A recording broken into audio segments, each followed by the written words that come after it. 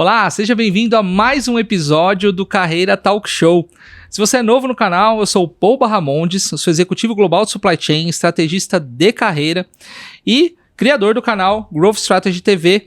E esse quadro Carreira Talk Show é para a gente falar com executivos que têm uma visão de mundo muito bacana, que vai te alimentar com muitas informações para te ajudar na sua carreira e na sua jornada profissional. No episódio de hoje, trazendo uma profissional incrível que eu tive a honra de conhecer, que é a Camila Gallucci, como executiva de vendas especializada em expansão, captação, novos negócios e M&A. E hoje a gente vai falar um pouquinho sobre a área comercial, principalmente com essa digitalização que está chegando. Então a gente vai bater um papo bem bacana e explorar esse assunto. Camila, muito obrigado pelo seu tempo, para a gente poder gravar esse programa. Uma honra ter você aqui. Prazer é todo meu, uma honra participar desse bate-papo e vamos contribuir, né? A gente aprende também. Com certeza, vai ser uma troca muito bacana. Bom, eu gosto de sempre iniciar, porque na minha carreira, eu sou como muitos brasileiros que acham que não sabe vender. Tanto que eu fui para supply chain qualidade justamente para fugir da área de vendas. Aí a gente tem esse mistério sobre a área de vendas. Então, sempre quando tem algum especialista em vendas aqui, eu sempre trato de entender, isso nasceu de você? Você teve que desenvolver? Como é que vendas apareceu na sua vida? É suspeito para dizer, mas eu posso, me intitular apaixonada pela área comercial. Claro que, assim como qualquer habilidade, por mais que a gente tenha ali um certo talento que se desponte, requer muito treino, desenvolvimento, conhecimento, e ao longo, obviamente, da jornada, a gente vai criando uma musculatura para saber lidar com as indas e vindas de mercado, com as múltiplas possibilidades. Então, acho que hoje aprendi um pouquinho, mas me considero ainda, uma eterna, aqui aprendiz, apaixonada, e hoje, acho que muito mais num papel até de poder replicar um pouquinho do que eu já aprendi, do que eu já vivenciei, e assim constituir um mercado cada vez melhor. Bom, então eu vou aproveitar muito nesse bate-papo de hoje, porque eu li o livro do Daniel Pink, Saber Vender é da Natureza Humana, e adoro esse livro. Aprendi muito com ele, mas eu ainda tenho algumas questões, alguns bloqueios, que isso é natural quando você já não vem com uma predisposição. Sim. Bom, passamos por uma pandemia, o mercado está mudando constantemente, o digital veio aí para poder provar, tem até uma polêmica em volta do ChatGPT, se vai tirar o emprego dos profissionais de marketing em vendas. Como é que você está vendo o mercado, essa adaptação do mercado em relação a esse novo mundo na área comercial?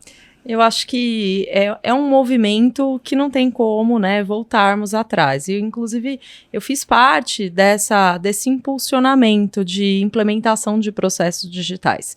E, claro, acredito que a humanização é o que tem que estar por detrás, Ninguém gosta de trabalhar ou lidar especialmente exclusivamente com robô.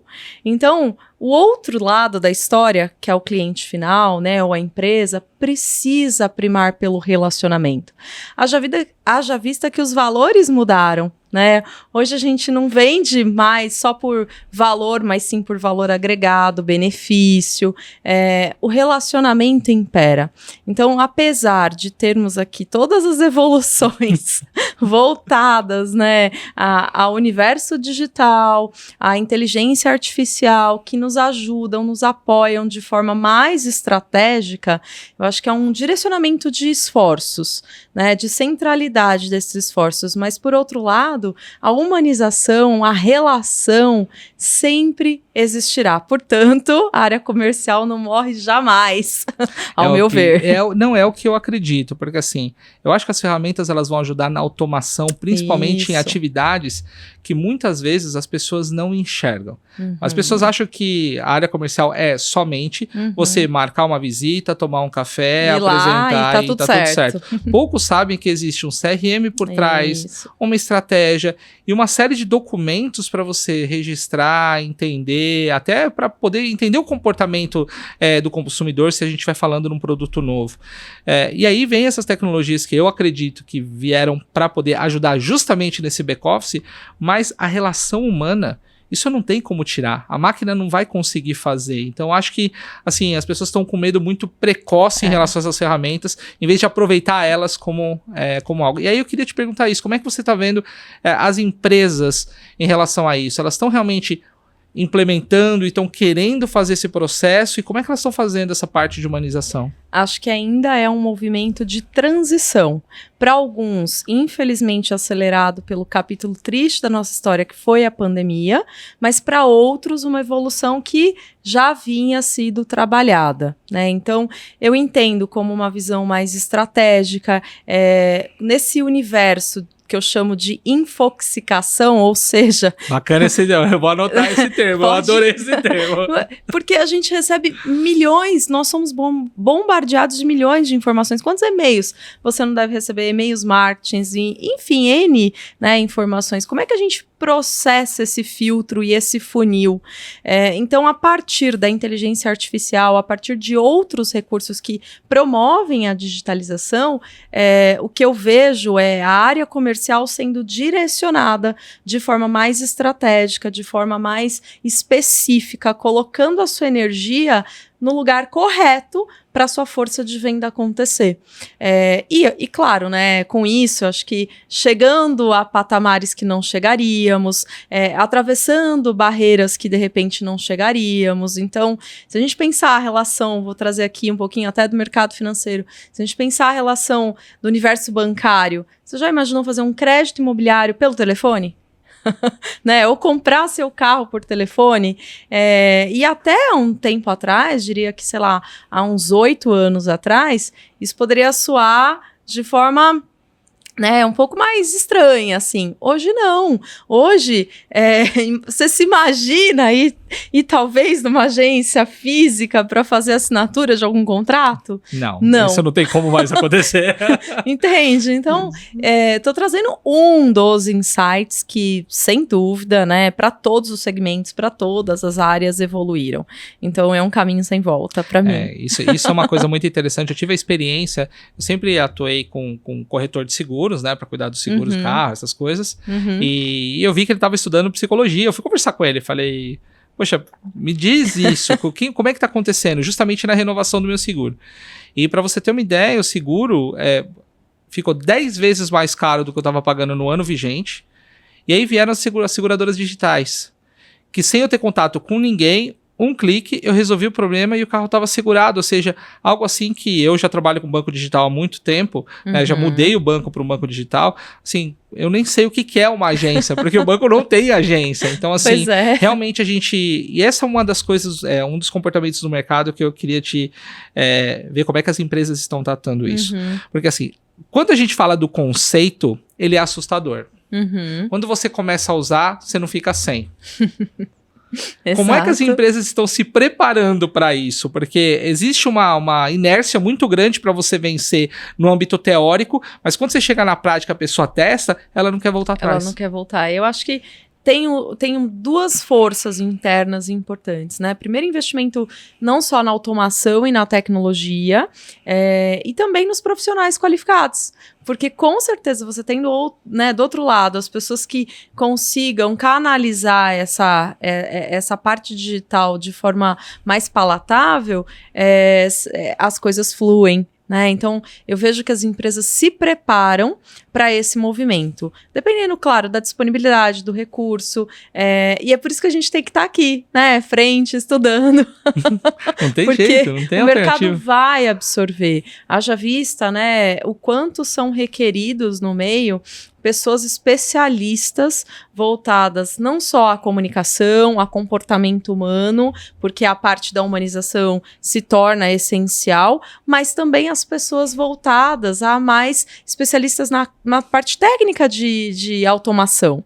Então, ferramentas e programadores virão à tona. Cada vez mais fazendo parte da área comercial. Exato. Eu já vi uma tendência no mercado de áreas de vendas e marketing incorporando profissionais de tecnologia para poder fazer correções e ajustes necessários para a venda, né? A gente tem cada vez mais contato com a diversidade de experiências, né? Então, eu vejo, por exemplo, nas minhas relações, o contato vai desde dos especialistas em TI, a planejamento estratégico, a marketing, né? Como é que a gente consegue unir todas as pontas, mas também a segurança da informação, a lei de proteção de dados, enfim. Então, todo mundo, de alguma maneira, conectado de forma mais específica. Então, a gente não tem mais áreas, né? Talvez movimentos de áreas nas empresas, mas essa conexão de áreas nas empresas, eu acho que amplia e tem sido parte de alguns movimentos com os quais eu já vivenciei e que ajuda a colocar o negócio em prática de forma muito mais rápida, que você tem na esteira todo mundo fazendo junto, né? Então, acho que esse talvez seja um dos caminhos a percorrer. Sensacional. Agora eu queria explorar um pouquinho o networking. Eu amo a networking, sou especialista em networking profissional e eu vejo que cada vez mais a tecnologia ela está realmente vindo para ficar e trazendo novos conceitos. E como é que o networking está hoje inserido dentro de uma área comercial? Como isso está funcionando no mercado?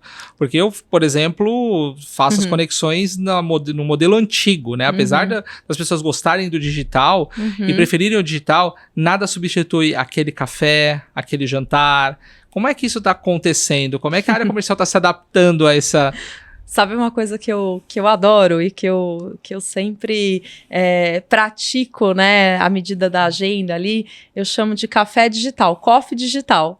Então, me permite me conectar, por exemplo, com pessoas de outros países até, em horários, né, mais específicos, e tem nascido também algumas ferramentas de trocas. Então, tem alguns movimentos, né, que você, em ambientes virtuais, que você tá ali como se fosse num lounge, numa simulação de lounge, e as comunidades começam a se unir. E claro, né, gente, daí nascem todos os networkings possíveis e interesses imagináveis. Eu acho que, assim, o contato, né, o presencial, olho no olho nunca vai deixar de existir, mas para a gente poder também ganhar tempo e velocidade, uma boa dica dos coffees digitais, eu tenho certeza que são bons. São fantásticos. Eu utilizo muito, na época da pandemia nós não tínhamos alternativa, mas eu divido a minha rede, né? Então são estratégias de rede de relacionamento, rede VIP, A, B, C, Legal. E tenho as pessoas ali separadas por periodicidade para a gente poder falar e manter um contato. E o virtual é importante para você se atualizar, mas o olho no olho ele é fundamental e ele é insubstituível, né? Você a gente capta... É possível se conectar, trazer rapport de maneira digital ou presencial, mas o presencial tem as suas valorizações, né? Então, acaba sendo aqui um movimento insubstituível quando se faz possibilidades aqui de concretizar. Mas também, né, naveguei muito no movimento digital e quantas pessoas interessantíssimas eu conheci, que me agregaram, que eu também pude agregar, quantos bate-papos coletivos ou individuais a gente acaba possibilitando, o próprio movimento de aprendizado online, né, isso mudou completamente, digitais, né? Então acho que são recursos que, assim, há quem diga aí do outro lado que fala assim, mas eu não consigo acompanhar uma aula online ou uma aula digital. Tudo depende do seu momento, também da sua maturidade, da sua forma de aprendizado. Acho que a gente sempre tem que respeitar isso, mas que passa aqui por outras barreiras, eu não tenho dúvida. Espetacular. Eu gosto muito da interação, gosto de networking, eu vivo isso, mas vou falar para você que aprendizado, para você estar sozinho, no seu ritmo, no seu modo, a tecnologia veio para mudar drasticamente. Hoje, por exemplo, eu quero até fazer uma outra graduação, mas toda vez que eu tento, eu falo o seguinte: uma sala de aula com um monte de gente falando na minha orelha, eu não sei se eu vou conseguir manter o foco, vendo? Né? São novos modelos de pensar, né? Novas modalidades. E, assim, a gente tem, falando um pouquinho, né, dessa parte mais acadêmica, acho que tem a possibilidade tanto de você ter o ensino digital com trocas de maneira online, como aqueles cursos em que você não está online, você faz no seu tempo. Vamos lá, morando em São Paulo, quanto tempo a gente gasta para se deslocar? No mínimo... Eu já gastei 5 horas e meia para vir Ah lá. de Jundiaí para cá. Olha aí. Então, assim, cada vez mais faz necessário planejar o que você também faz com esse tempo. Então, podcasts, Nossa, isso revolucionou o mercado, né? Vamos né, combinar os streamings da vida. Então, olha que interessante. Você consegue ler, né, ou digerir, ou degustar um livro num movimento, né, numa troca. Então, sem dúvida, são meios que, para qualquer setor, veio para revolucionar e ficaram. Ah, com certeza. Agora eu queria explorar um assunto muito interessante, que para mim ainda é uma caixinha preta, que é expansão. Que delícia! Toda empresa quer escalar. Sim. Toda empresa quer expandir. Estamos no Brasil e não é algo tão simples, né? Por exemplo, veio a pandemia, algo que a gente não esperava e tiveram negócios que ruíram e é algo que está totalmente fora do padrão. Mas existe uma dificuldade no Brasil para você conseguir fazer um processo de expansão estruturado. Fala para mim, como é que é esse universo da expansão, você que trabalhou e tem experiência nisso? Quais as dificuldades que as empresas enfrentam para conseguir expandir? Dificuldade é planejamento estratégico e definir uma rota, né, para poder seguir, para poder conduzir, claro, e também com muita mente aberta para corrigir de forma rápida essa rota. Então eu vejo às vezes o planejamento até nascendo, aí você direciona aquela estratégia comercial para aquele movimento, mas aí você percebe que a coisa não caminhou como você estruturou e você não consegue rapidamente corrigir essa rota. E aí é onde diversas startups ou fintechs ficam no meio do caminho. Ou você, falando um pouquinho desse universo de fintechs, né? Às vezes você coloca ou estima um valor muito maior do que o mercado tem de resistência e faz bobagens, né? Olha quantos layoffs a gente tem vivenciado. O layoff tem acontecido não só pelo movimento, né, do cenário econômico e financeiro, das incertezas do nosso país, mas aí eu te pergunto, quando foi que o Brasil foi um país de certezas? Eu não lembro. Nem eu. Eu particularmente não lembro. Não, nem eu. Então, é claro que uma mudança de governo, né, uma situação econômica, política, a gente também não esperava vivenciar aí uma possível guerra e tantas outras situações com as quais a gente tem vivido, mas essas incertezas sempre estiveram parte, né? Acontece que as fintechs nascem de forma muito rápida, são capitalizadas de forma muito rápida, então o investidor enxerga ali uma sinergia, um potencial de negócio, então ela fala, putz, preciso gastar esse dinheiro. E aí é onde começa o problema. E aí é onde começa o problema, porque sim, você precisa de mão de obra, aí você contrata em excesso, aí você não entende a elasticidade desse mercado, por outro lado você não tem como segurar. E aí você, né, acaba entrando num ciclo que as coisas não evoluem. Então, como aconteceu essa semana com algumas empresas financeiras aí que andaram demitindo algumas pessoas aí, que ninguém esperava, porque são empresas que ensinam finanças demitindo gente, tem alguma coisa errada. E tantas outras, né? Como a gente vê mercados nascendo e ao mesmo tempo mercados, né, que não têm sustentabilidade, por N motivos. Acho que o valor não está estruturado, né? Falar um pouquinho de visão. O que você quer? Para onde você quer ir? Qual o público? Então, que a inteligência artificial pode te apoiar, né? Entender quais são os comportamentos e o que você de fato quer, não é sair atirando para tudo quanto é lado. Você tá falando agora, eu gosto muito de assistir o Shark Tank. E você vê que a grande maioria das empresas ou das pessoas que vão fazer o pitch lá é no valuation. Você vê assim, que é a questão. Que, assim, quando tem uma defesa de valuation boa, o pessoal até fala, olha, melhor defesa de valuation, porque realmente existe uma dificuldade de você conseguir valorizar. E aí eu tenho uma pergunta para você em relação ao planejamento estratégico.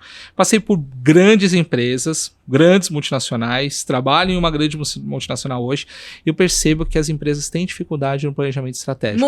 Gastam muito tempo para poder montar o planejamento, e aí quando você vai para o ano seguinte para executar, depois de 270 aprovações que levam meses, você chega e na hora da execução você vê que aquilo não... Já no começo, tô falando no primeiro quarter, você já vê dificuldade ali, já percebe. Como evitar isso? Muita comunicação. né? Eu vejo que, e ainda de experiências que eu vivenciei, algumas que de startups que foram um sucesso, depois não foram, então acho que vivi os dois cenários, então o que eu atribuo, né, essa questão? Acho que o planejamento estratégico precisa estar muito alinhado, precisa ter muita comunicação entre as áreas, no movimento em que a gente está sentindo a ponta. Então, veja, o comercial é crucial, porque ele traz a voz de mercado para dentro da empresa. E você não conseguir ter esse termômetro, né, e pensar, então esquece aquele comercial que só olha para a meta, né? Tô falando de meta, não. Eu acho que eu tô falando muito dessa sensibilidade de você fazer uma expansão, de você entender aquele produto que você está expandindo ou serviço que você está expandindo no mercado, qual é a elasticidade dele, e trazer isso para dentro de casa e ao mesmo tempo fazer uma nova modelagem, porque valuation de uma empresa é uma ciência que, apesar de vir da área exata, eu posso chegar onde eu quiser. Exatamente. Ela é mais humana que exata, vamos dizer assim. Depende da ótica que eu olho, que eu analiso. Então, um valuation tem muitas variações, por exemplo, né? Falando mais especificamente do mercado de fusões e aquisições e grandes negócios. Então, essa comunicação, essa coisa mais estreita entre as áreas, de entender, né? Vai lá, investe, deu certo, opa, bora, vamos pro próximo, ó, avança aqui. Então, não joga todo soldado de uma vez, porque né, eles morrem juntos. Você acaba com a guerra já no começo, né? Você manda todo mundo pro front, você não tem como voltar. Isso que você tá falando é música pros meus ouvidos, porque eu sou supply chain, né? E por ser supply chain, eu ouvi uma área comercial falando isso, é algo assim que ao longo da minha carreira eu ouvi muitas poucas áreas, infelizmente, comerciais, conectadas com o negócio. Eu sempre percebi a área comercial em todo mês era meta, eu preciso bater meta, bater meta, e aí o supply chain fica aqui tentando executar e tentando respirar, e você vê, por exemplo, muitas empresas hoje que têm até dificuldade de entrega na logística, porque você tem uma força de vendas muito grande forte, e depois você não consegue atender, ferindo marcas e tudo mais. Então isso que você está dizendo é algo que inclusive, se você falando, já veio um seriado que está no Netflix, recomendo muito, O Som na Faixa, que conta a história do Spotify. Que legal. Que pra mim é uma série que mudou assim, a forma de entender as séries, porque ela conta o mesmo assunto visto pelo investidor, visto pela pessoa que desenvolveu, pelo jurídico, os e você vê que a história ela muda de acordo com o que você conta. E aí eu vejo que o valuation que você comentou e o planejamento estratégico é fundamental para o sucesso do negócio. Você pode até ter uma boa ideia, mas se você não executar... Pois e assim, você vende o que você quiser para o investidor. O comercial vai te ajudar nisso, né? Você vende o que você quiser para o investidor, mas e aí, de verdade, né? Como é que está a aceitação, a receita, né? O valor percebido, frente também, inclusive, né? A aceitação no mercado, o público. Então, eu acho que a evolução da área comercial também tem esse refinamento. Lógico que a gente está aqui para entregar, né, meta e orçamento, né? Mas isso agora é secundário. Perceba, isso é secundário, não diria nem secundário, isso é consequência de um bom relacionamento, de um bom trabalho, de uma boa expansão. Então, se você tiver aqui uma metodologia comercial com disciplina de execução, seja ele o segmento que você estiver, você consegue atingir o orçamento e a meta proposto. Então, veja o quanto isso é consequência. Agora, essa comunicação, esse olhar, né, e essa escutativa de todas as áreas envolvidas, de fato, para perceber o que está dando certo e o que não está, e corrigir essa rota rapidamente, aí é diferente. Aí você me gerou, buguei agora, pessoal, buguei. Boa. Vou fazer uma pergunta difícil para Camila agora. Vamos lá, será que eu sei responder? Vamos lá, eu acho que sim. Você está falando sempre da área comercial para dentro da empresa.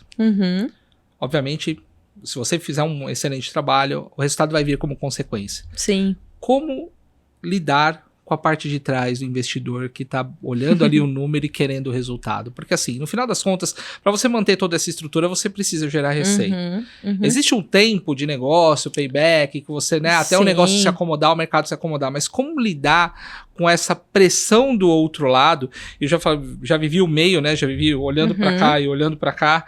E eu vejo essa dificuldade assim, eu não quero saber se o pato é macho, eu quero é ovo. É isso. E como funciona? Como é que a área comercial precisa lidar com esse outro lado, né? Que é da pessoa cobrando o resultado? Muita maturidade, muita inteligência emocional, mas no final das contas é isso. Ó. A conta precisa bater e precisa fechar. Se de repente aquilo que eu orcei, né, versus o prazo em que eu tenho para receber aquele investimento ou para retorno de lucro, o investidor tem a decisão. Né, não tem como por onde sair, é a decisão. Acho que a transparência precisa imperar, né, e ele precisa inclusive, porque o investidor é nada mais do que quase um sócio, só que ele bota o dinheiro ali na sua mão e você precisa rentabilizar aquele dinheiro com o propósito que você colocou, e fazê-lo não é tão simples assim, não é uma mágica. E também convencê-lo de injetar um pouquinho mais para que, né, a coisa se projete é mais difícil ainda. É aí que tá o mistério, né?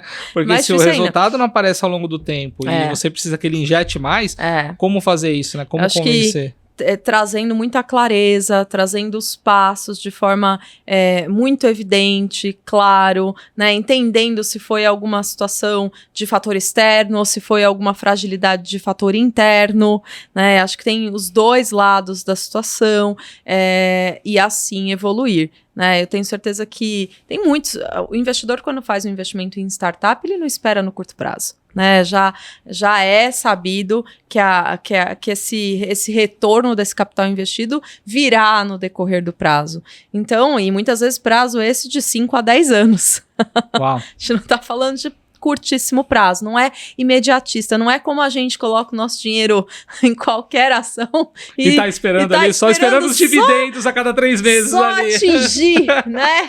Não. Mas existe esse trabalho que acho que foi um grande aprendizado, inclusive, que é você poder pensar sob a ótica de um investidor. Pensar, não o que ele quer ver, mas o que ele quer ver é o que está realmente acontecendo, é o que na prática a gente consegue vivenciar, porque, gente, números são números, né? Não tem como esconder, né? Você pode ter uma estratégia ou outra... Você pode até conseguir criar as americanas aí, dar o Summer Love por um tempo, mas depois isso aparece, mas né? Mas você vê que tudo, né? Eu brinco que, ó, tanta balinha que você foi lá na americana, né? Vai lá, aí, ó, olha aí, depois de uns anos, mas é isso, é consequência de anos, as coisas aparecem, ou de fato, né, vêm pessoas com olhares para isso, né, e são muitas frentes olhando, checando, revisitando, né, para você poder ter um aporte de capital nas magnitudes que as startups recebem, não tem só um olhar ou só uma voz, tem um comitê para poder exercer o sim ou não. Fantástico, fantástico. Agora eu queria falar um pouquinho de liderança. Tá bom. Porque você treina equipes comerciais e existe o comercial sem paixão não vende. Uhum. Você precisa manter a motivação e engajamento o tempo todo. Tem algumas pessoas que se motivam pelo resultado, então o resultado vai aparecendo e ela tá ali motivada. E a gente vive um país em crise, isso oscila. Uhum. E o comercial também depende da carteira da pessoa, do relacionamento da pessoa. Como funciona esse processo de criação e desenvolvimento de equipes comerciais? Porque é um desafio, né? Primeiro é o que eu falo, né? Tem que ser apaixonado por gente. Já começa por aí. Parece óbvio, gente, mas não é. Né? Você não pode ser só apaixonado pelo negócio. Você precisa ter a paixão por desenvolver e por estar com pessoas. E esse já é um diferencial. Não é simples, né? Não tem receita mágica, mas eu tenho uma convicção. Né? Quando você entende o porquê, para quê, o propósito, o que faz, o que te move para realizar uma ação, que é a motivação. Né? O que te move mais ação, o que te faz superar, né? Então a palavra superação é uma super ação, algo diferente que até então você não fez. E quando o gestor conhece do liderado, o que faz movê-lo, o que faz, né, chegar lá, e quais são os anseios, quais são os planos, é muito mais fácil de você acessar e de você trazer, de você ter uma equipe constituída e engajada, andando em blocos, porque a área comercial é isso, não adianta um entregar o resultado. Você tem que, né, ganhar todos os dias, né? Sai do zerado todos juntos, aumenta todos juntos. Então, é um movimento, é uma manada, né, de bloquinhos acontecendo, crescendo em rumo a um objetivo comum. Isso é o time, é o senso de equipe, né? E eu acho que o gestor tem essa habilidade de entender a individualização das pessoas, vai longe. Vai longe. E a comunicação? Eu sou apaixonado por comunicação, estudo comunicação, e vejo que a comunicação, inclusive, saiu na capa da Você RH essa semana, sobre comunicação e a dificuldade das empresas de manter uma comunicação alinhada. Como você falou, você precisa dar um propósito, dar um motivo para a pessoa. Ao mesmo tempo, nem sempre esse motivo está claro até para o gestor, que acontece que, assim, é um desafio. E como é que funciona essa comunicação? O digital, ele facilitou muito, porque você tem o WhatsApp e outras ferramentas, mas quais são os desafios ou como você tem feito nas equipes comerciais para manter essa comunicação alinhada, todo mundo na mesma página? Não é simples. A comunicação assertiva é também uma habilidade para se desenvolver, né? Então, eu tenho plena consciência que quanto mais a gente treina, mais a gente desenvolve, melhor a gente fica, né? Então, assim, ter clareza, mas ao mesmo tempo entender, né? Ter a conexão, a empatia, saber de fato como você consegue trazer, porque, veja, para mim ela chega de forma nua e crua, mas não é esse o filtro, né, que eu vou exercer para o meu liderado, por exemplo. Então, o como você transmite essa mensagem, você pode dizer tudo, mas o como é uma linha tênue que vai mudar toda a situação, inclusive na hora de mencionar quais são as metas. Exatamente, né? que é a forma como você vai passar. Não manda só por e-mail, vamos contar, galera, como é que funciona essa meta, porque aí você chama pro jogo, né? Tem gestor que faz isso, nada contra, tá? Mas tem gestor que vai lá, segue em anexo, né? Primeiro que se segue já é em anexo, mas enfim, né? Vamos evoluir nesse tema, né? Mas enfim, perfeito. Você coloca ali, né? Então, assim, vamos conversar um pouquinho, vamos entender o racional. Eu vejo muitos colaboradores hoje, meta para o comercial tem que ser inquestionável, desde que ele tenha uma relação de confiança muito grande com esse planejamento. Então, não é tudo a qualquer custo. Não vai crescer, não joga lá 30%, 40% a mais e rema aí que a coisa funciona. Será que é tangível? Mostre para ele que é possível e como é possível atingir. E aí você consegue desenhar, né, um movimento de estratégia comercial de realização para o mês com muito mais tranquilidade. E aí talvez é um papel fundamental do gestor, né? Porque se fosse tão simplista, era só ter ali um robô de fato para disparar isso. E ainda precisa do ser humano para a gente contextualizar. Porque se você não contextualiza, na hora que você recebe aquela meta, bate o olho, e se você entender que ela é inexequível, isso. Você matou o cara ali, você matou a pessoa ali, ela não vai querer dar sequência porque ela já sabe que ela não vai bater a meta do mês, que muitas vezes está relacionada com o bônus que ela vai receber lá no final, entendeu? E se o gerente não enxerga, o gerente, o executivo, o analista, seja qual for, tá? Se ele não enxerga essa preciosidade, que é o atingimento, a possibilidade ou ele veio de um mês que ele não atingiu, certo? E aí, será que eu vou conseguir superar? Né? Então, avaliar o que deu certo, o que não deu certo e conseguir, de fato, colocar esse plano de ação para a execução, mas que requer disciplina, né? Hábito. De novo, a infoxicação tira você do foco, né? Do mesmo jeito que as ferramentas digitais são veículos que facilitam, também tiram você do foco. Então, ter esse cuidado, né, e mostrar qual é o caminho dessa direção, a gente voa. Nossa, espetacular. Que bate-papo incrível. E eu não queria terminar esse podcast antes de falar, porque você tem uma didática incrível para explicar. Impressionante. E você dá aula também, né? Conta um pouquinho desse seu lado de professora, de dar aula, ensinar. Como é que tem sido isso?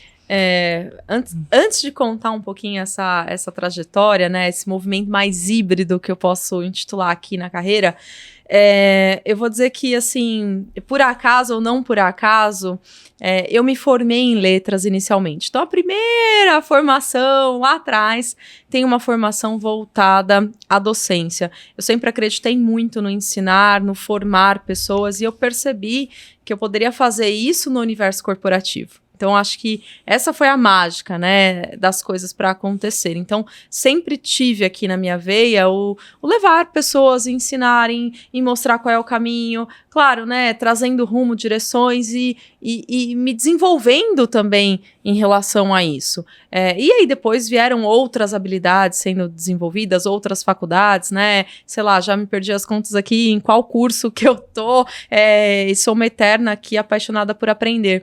E aí há mais ou menos quase 10 anos eu leciono, né, para instituições voltadas ao ensino superior, para escolas de negócios, para consultoria também, para desenvolvimento de equipes, para treinamento comercial, porque é também uma forma de canalizar esse conhecimento e fazer com que mais pessoas tenham acesso, porque quantos de nós já não saímos de empresas, por exemplo, porque o seu gestor, né, a pergunta é, você se demite da empresa, do negócio, ou você se demite do teu chefe?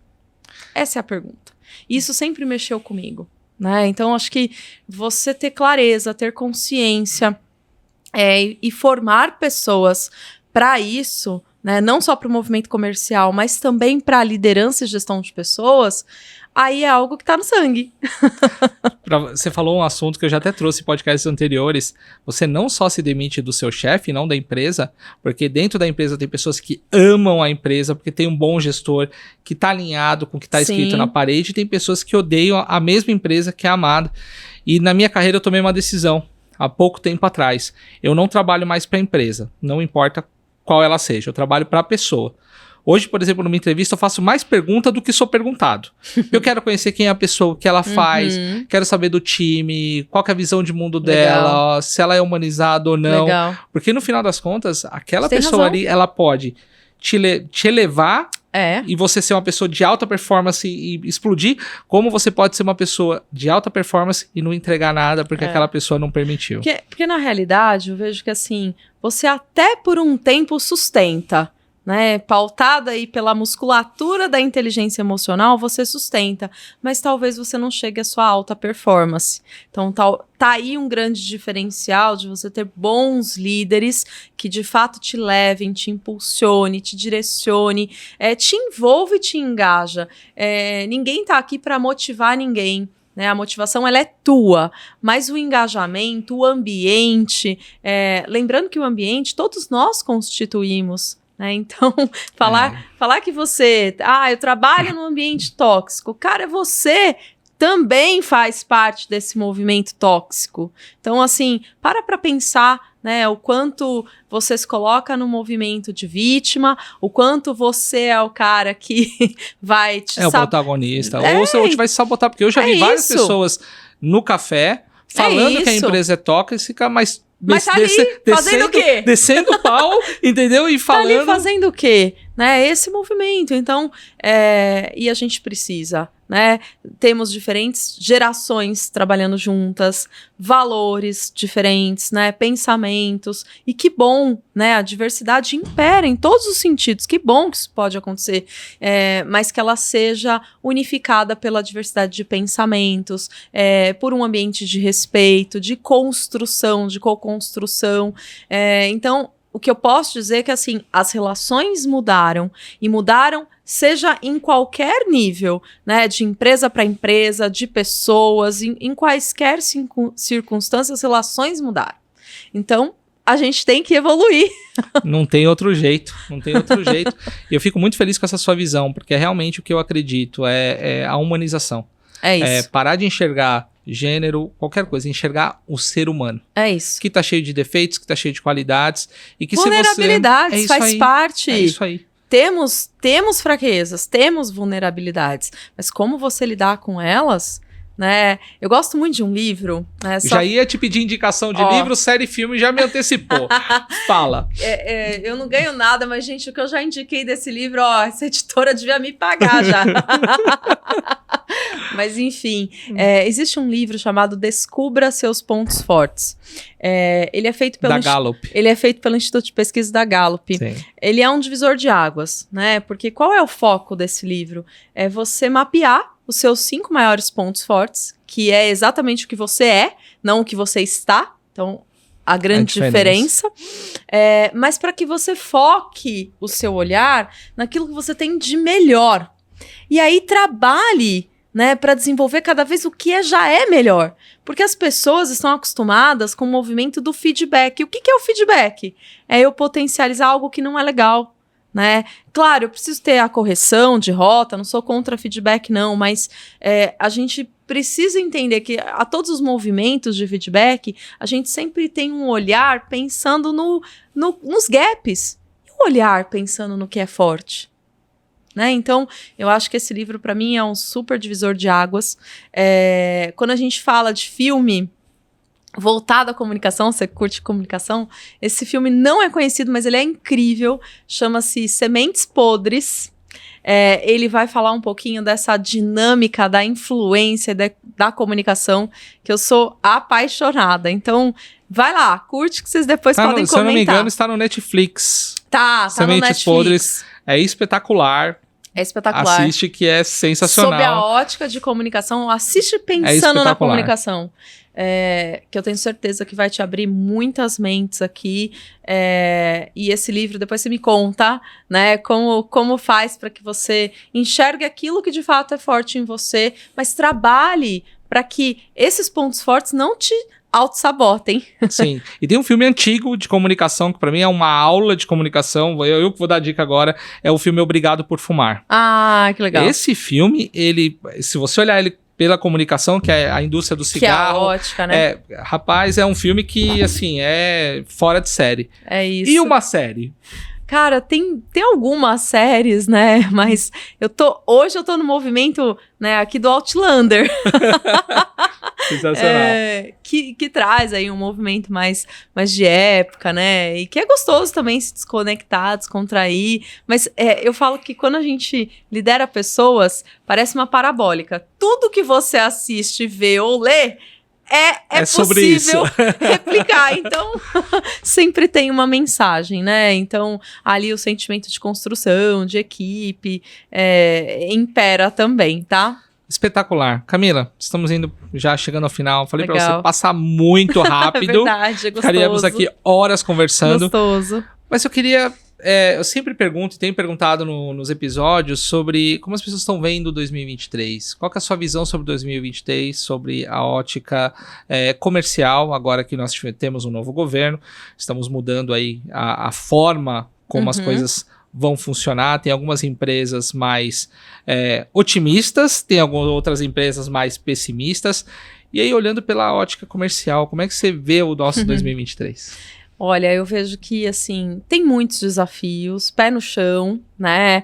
Não vou trazer aqui nenhuma visão pessimista, muito pelo contrário. Eu acho que a gente tem um olhar, né, de um ciclo econômico, né, de um ciclo pós-pandemia, onde todas as bases têm ali incertezas, todos os blocos econômicos têm incertezas. Então, é normal, é natural que, por exemplo, um investidor avalie, né, repense qual é o país, qual é o segmento que ele quer investir. Então, assim, sim, as incertezas são imensas, mas eu penso que a área comercial é uma área que não morre jamais. Começa por aí. Quanto mais você tiver desenvolvimento, mais oportunidades acontecerão. E com certeza, para todos esses investimentos que acontecerem e para tudo, né, poder dar certo, a gente tem que trabalhar muito!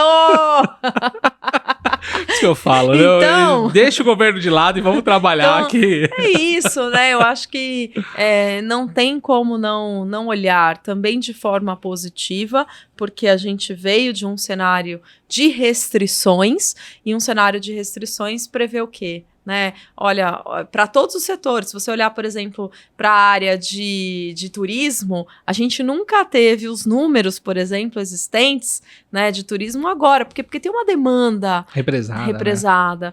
Então, para quem conseguir surfar nesse movimento que a torneirinha de alguns abrem, pensa, capitalismo, né? Transferência de dinheiro, gente. Se não tá aqui, tá aqui.